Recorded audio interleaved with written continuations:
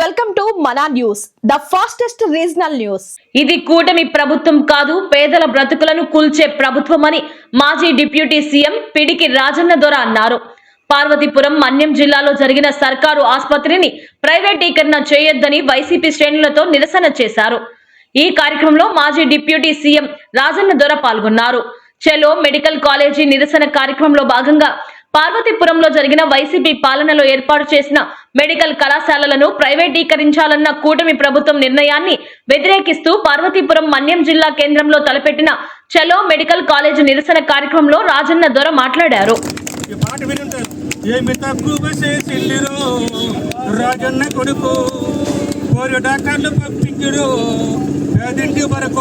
ఈ ఒక్క దీంట్లో జగన్మోహన్ రెడ్డి మానవత్వాన్ని, మంచితనాన్ని, పేదల పాలిట పెన్నిధిని స్పష్టంగా కనిపిస్తుంది. కాబట్టి ఇప్పటికైనా ఈ కూటమి ప్రభుత్వం కాదు, ఇది పేదల బ్రతుకులను కూల్చే ప్రభుత్వం. ఇది కూటమి ప్రభుత్వం కాదు, పేదల బ్రతుకులను కూల్చే ప్రభుత్వం. అదేవిధంగా ప్రశ్నిస్తాను చెప్పిన పవన్ కళ్యాణ్ ఈ అన్యాయాన్ని ఎందుకు ప్రశ్నించడం లేదు? ఈ అన్యాయాన్ని ఎందుకు? ఆంధ్రప్రదేశ్ అంతటి కూడా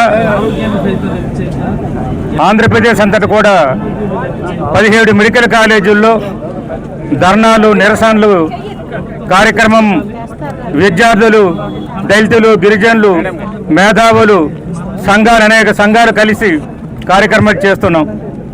మనం చూస్తున్నాం ఈరోజు పార్వతీపురం మెడికల్ కాలేజీ కూడా ఆంధ్రప్రదేశ్లో 17 మెడికల్ కాలేజీకి ఒక్కొక్క కాలేజీకి సుమారు 500 కోట్లు ఇస్తే పార్వతీపురంకి మాత్రం 600 కోట్ల రూపాయలు ఇవ్వడం జరిగింది. అంటే అందరికంటే ఎక్కువ ఇచ్చారు. ఇది గిరిజన ప్రాంతం అనే ఆలోచనతోనే 600 కోట్ల రూపాయలు ఇచ్చారు. ఇక్కడ ఈ ప్రాంతానికి ఇది అవసరం. అటువంటి ఈ మెడికల్ కాలేజీను ఎలాగా ప్రైవేటు పరం చేస్తారని అడుగుతున్నాను. చంద్రబాబు నాయుడు గారు 4 సార్లు ముఖ్యమంత్రిగా మీరు చేశారు. ఒక్క మెడికల్ కాలేజీ కూడా తీసుకురాని మీరు జగన్మోహన్ రెడ్డి గారు తీసుకొచ్చిన 17 మెడికల్ కాలేజీలు మీరు ఎలాగా ప్రైవేటు పరం చేయాలనుకుంటున్నారు? మానవత్వంతో ఆలోచించండి, మంచి మనసుతో ఆలోచించండి, పేదల తరఫున ఆలోచించండి, గిరిజనుల తరఫున ఆలోచించండి, దళితుల తరఫున ఆలోచించండి, బడుగు బలహీన వర్గాల తరఫున ఆలోచించండి. ప్రభుత్వ హాస్పిటల్ ఉంటేనే పేదలకు అవసరం ఉంటుంది. అటువంటి మీరు ప్రజా ఆరోగ్యాన్ని వ్యాపారం చేస్తారా? ప్రజా ఆరోగ్యాన్ని మీరు వ్యాపారం చేస్తున్నారు మీరందరూ కూడా కలిసి. అహిలేది ఇది మంచి సాంప్రదాయం కాదు, ఇది మంచి పద్ధతి కాదు. అహిలేది మనమందరం చూస్తున్నాం. మరి అనేక విధాలుగా మరి మనం ఎంతో ఇబ్బందులు పడుతున్నాం. ఈ మధ్య ఆరోగ్యశ్రీ తీసేస్తేనే మా నియోజకవర్గం నుంచి 2 మాజీ సర్పంచులు వెళ్ళి ఆరోగ్యశ్రీ లేనందువల్ల, ఆరోగ్యశ్రీ లేకపోవడం, హాస్పిటల్ జాయిన్ చేసుకోవడం వల్ల చనిపోవడం జరిగింది. చంద్రబాబు నాయుడు వచ్చారు, ఆరోగ్యశ్రీకి 0 పెట్టేశారు. మన అందరికీ తెలిసేది ఆరోగ్యశ్రీ ఎక్కడ సరిగ్గా అమలు కావడం లేదు. ఈ విధంగా 835 ఎకరాలు రాష్ట్రంలో జగన్మోహన్ రెడ్డి గారు ఇచ్చారు. అది ఇవన్నీ కూడా 50 రూపాయలకో 100 రూపాయలకు ఎకరం మీరు ఇస్తారా? ఈ విధంగా మీరందరూ కూడా ప్రైవేటు పరం చేసి దానిలో మీరందరూ కూడా భాగస్వామ్యులకు ఉంటారని ప్రజలు భావిస్తున్నారు. మేము కాదు అహిలేది. భారతదేశంలో ఎక్కడ లేని విధంగా ఇక్కడ చేయడము కష్టం. జగన్మోహన్ రెడ్డి గారు వైద్య ఆరోగ్యానికి ఎంత ప్రాధాన్యత ఇస్తున్నారనేదానికి నేను ఒక మాటలో చెప్పి ముగిస్తాను. ఎందుకంటే మామూలు చదువుతున్నారు. ఒక పాట వినే ఉంటారు. ఏమి తక్కువ చేసిండరో రాజన్న కొడుకు, కోరి డాక్టర్లు పంపించారో పేదింటి వరకు. ఈ పాట విని ఉంటారు.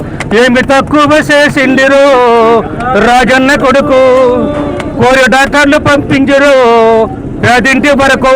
ఈ ఒక్క దీంట్లో జగన్మోహన్ రెడ్డి మానవత్వాన్ని, మంచితనాన్ని, పేదల పాలిట పెన్నిధిని స్పష్టంగా కనిపిస్తుంది. కాబట్టి ఇప్పటికైనా ఈ కూటమి ప్రభుత్వం కాదు, ఇది పేదల బ్రతుకును కూల్చే ప్రభుత్వం. ఇది కూటమి ప్రభుత్వం కాదు, పేదల బ్రతుకులను కూల్చే ప్రభుత్వం.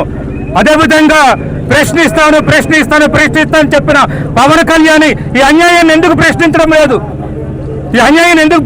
లేదు? అన్యాయాన్ని నిలదీస్తాను చెప్పిన పవన్ కళ్యాణ్.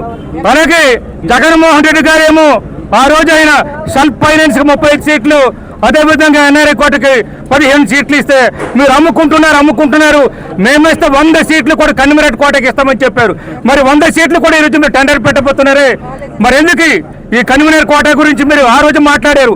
ఈ రోజు పవన్ కళ్యాణ్ కానీ ఈ లోకేష్ గారు ఎందుకు మాట్లాడడం చెప్తున్నాం. మీరందరూ కూడా పేదల వ్యతిరేకి, దళితుల వ్యతిరేకి, గిరిజనుల వ్యతిరేకి, బీసీల వ్యతిరేకి, మైనార్టీల వ్యతిరేకి, మీరందరూ కూడా మా బ్రతుకులతో ఆటలాడుకుంటున్నారు. కాబట్టి ప్రజలందరూ ఆలోచిస్తున్నారు. నేను ఈ జిల్లాలో ఉన్న మేధావులందరూ అడుగుతున్నాను, ఇలాగే చూస్తూ ఊరుకుంటారా మేధావులు? విద్యార్థుల సంఘాన్ని అడుగుతున్నాను, రేపు మీకు మరి బైపీసీ తీసుకొని మీకు ఎంబీబీఎస్ సీట్లు అక్కర్లేదా? వాళ్ళ తల్లిదండ్రులకు అక్కర్లేదా? అలాగే మిగతా పార్టీలు కానీ సంఘాలు కానీ అందరూ కూడా కలిసికట్టుగా ఈ అన్యాయాన్ని, ఈ అక్రమాన్ని, ఈ దురక్రమాన్ని ఎదిరించాలని కోరుకుంటూ